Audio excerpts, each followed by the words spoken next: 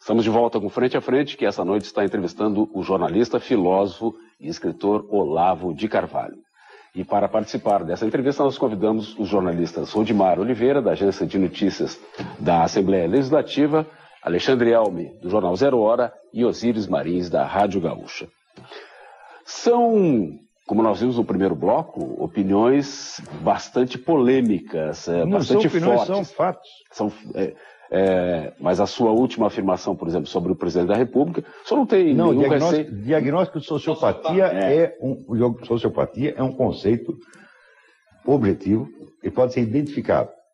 E o fato identifica claramente a incapacidade que o homem tem de julgar moralmente aquilo que ele está fazendo naquele mesmo momento. Dizer que isso é uma opinião, vamos dizer, eu acho que é covardia intelectual. Vou repetir os fatos. O homem vai e comunga sem ter confessado. Quer dizer, isso já é um insulto à própria igreja que ele está frequentando. Tá certo? No instante seguinte, sai e diz que é um homem sem pecado. Então já cometeu 2 pecados, aí não percebeu nenhum. Embora dizendo que é católico. Ele, como é que um católico pode ignorar que ele proclamar-se homem sem pecado já é um pecado? Uma criança com formação cristã não pode ignorar isso. O senhor acha, então, que a expressão caótico, usada pelo Dom Eusébio Scheid, foi leve? Levíssima. O senhor chamou aqui o presidente idiota, desavergonhado. Veja, se julgar pelo Código de Direito Canônico, o sujeito dizer que ele é sem pecado e que ele por isso pode comungar sem confessar, é o máximo insulto que pode fazer para a pessoa do nosso Senhor Jesus Cristo. Que é mais coisa que dizer, eu entro aqui para tomar a comunhão, o corpo do Senhor, de igual para igual. O Senhor que vem aí e não me amole, não venha me cobrar, né? É horrível isso, né? E, se em seguida o Dom Eusébio Scheid diz que ele é caótico, o que está fazendo? Está desculpando-o. Ele está dizendo, ele não falou por má intenção, ele não é um satanista, ele não está cometendo blasfêmia, ele está fora de si e, portanto, ele não tem culpa. Este é o máximo que podemos alegar em favor desse sujeito.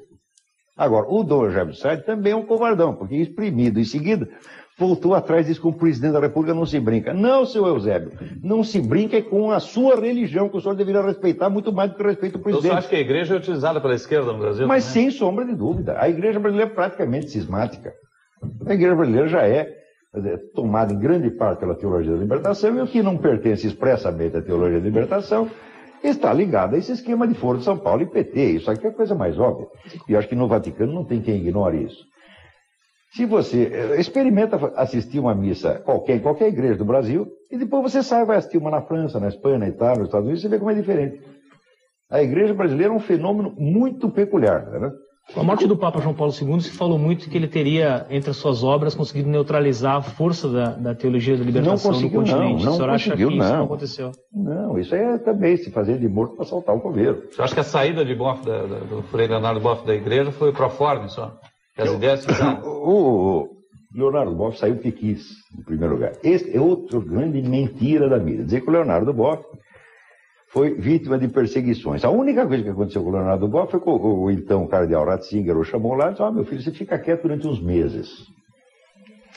Compare isso com o que ele fez com os bispos conservadores que excomungou os bispos de Campos, excomungou Marcelo Lefebvre, excomungou Mondlane, fechou um monte de seminário, tá certo? Os expôs a todo tipo de ridículo e perseguição. Destes a mídia não fala uma palavra. Agora o Leonardo Boff, né, levou um discreto pito do seu padrinho. Diz, ele é vítima de perseguição. É esta desproporção que é nojenta na mídia. Entendeu? Nojenta e insuportável. Eu digo, meus colegas jornalistas, vocês estão todos envolvidos, vou dizer, numa falta de proporção no seu julgamento de valor. Vocês não sabem mais julgar o tamanho das coisas. Vocês perderam o senso das proporções.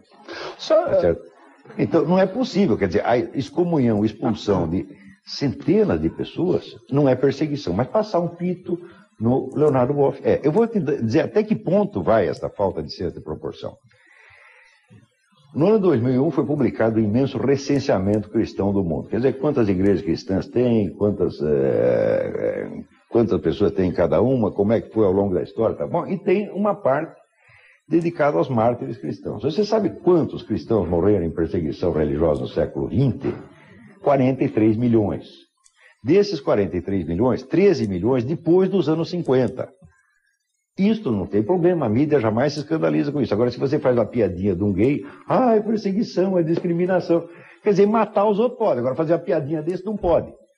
Eu não vou ser a favor de perseguição e discriminação de gay, mas isto que está havendo na mídia é uma odiosa discriminação, tá certo, contra vítimas de genocídio. Então, meus colegas, vocês são culpados de cumplicidade com o genocídio cristão, porque vocês ou o escondem ou o legitimam inventando mentira contra a Igreja Católica. Outro dia eu liguei na TV Gazeta e estava um idiota fazendo um programa de cinema, e aparecia um filme sobre as cruzadas, e ele dizia que as cruzadas foram feitas para cristianizar à força os pobres muçulmanos. Ora, os muçulmanos invadiram a Europa e ficaram lá 400 anos antes que os europeus reagissem. As cruzadas foram essa reação atrasada de 400 anos. Agora são os europeus que são os imperialistas. E os muçulmanos são os bonzinhos. Essas coisas estão sendo ensinadas pela televisão, pelo cinema, pelas escolas, e todo mundo acaba acreditando. Até quando nós vamos ter paciência com a mentira? Com a falta de honestidade intelectual mínima? Não se trata de um problema político, não se trata de ser direitista, esquerdista. Não, se estivesse fazendo esta maldade com o pessoal da esquerda, eu ia estar reclamando do mesmo jeito. Mas que tem, vamos dizer, a paciência para com a desonestidade tem limite.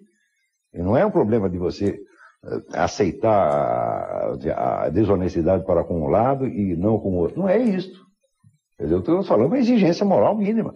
Mas só acredita que isso seja uma posição consciente? Como é que eu vou saber? A mídia... Como é que eu vou saber se é consciente, se é inconsciente? Eu não posso estar na cabeça de todos, cada um sabe o que está fazendo. Agora, que é sem vergonhice é. Se é inconsciente, pior, porque além de ser sem vergonha, tu é burro. No bloco, se for consciente, eu digo, bom, então você é um malandro consciente. Agora, se a malandragem se tornou inconsciente, já entrou no hábito, então, quer dizer, a lei de malandro é o inconsciente.